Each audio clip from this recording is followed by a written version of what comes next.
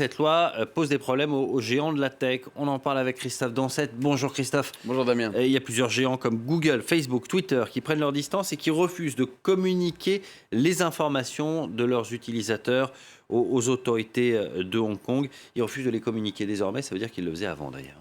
Oui, et il faut savoir que la plupart de ces géants de la tech n'opèrent pas, en tout cas pas officiellement en Chine continentale, mais qui sont bien présents à Hong Kong. Et donc ils collaboraient avec les autorités de Hong Kong, comme ils le font avec les autorités d'autres pays d'ailleurs. Cette nouvelle loi, en tout cas, elle pose problème, car elle impose à ces géants des réseaux sociaux de retirer des commentaires jugés contraires au texte, sous peine d'amende, une amende de près de 13 000 $, et même sous peine de prison pour les employés qui, eux, n'appliqueraient pas les demandes d'intervention des autorités. Donc ça va extrêmement loin. Le front des géants des réseaux sociaux est unanime, ce qui est assez rare. Il comprend Google, donc YouTube, Facebook, avec Instagram et WhatsApp, Twitter. On peut même y ajouter Telegram, qui est basé, lui, à Dubaï. Tous préfèrent se donner un peu de temps, analyser exactement les détails de cette loi. En attendant, ils ne communiquent donc plus les informations de leurs utilisateurs aux autorités de Hong Kong. Et il y a un réseau social qu'on voyait d'ailleurs sur cette infographie qui va encore plus loin, c'est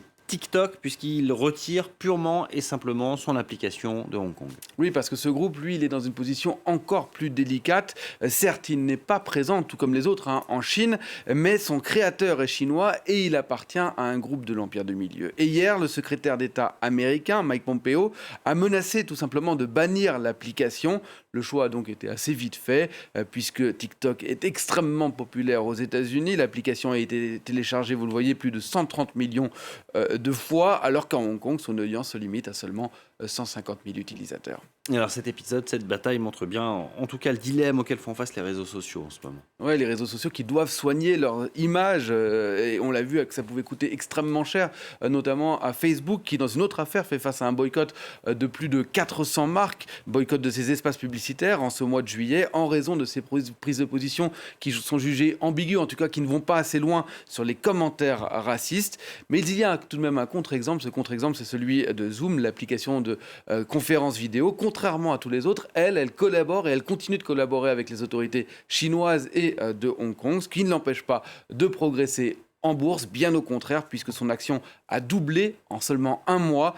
C'est l'une des plus fortes progressions du Nasdaq. Il faut dire que Zoom est l'une des grandes gagnantes des politiques de confinement et du télétravail. Merci beaucoup.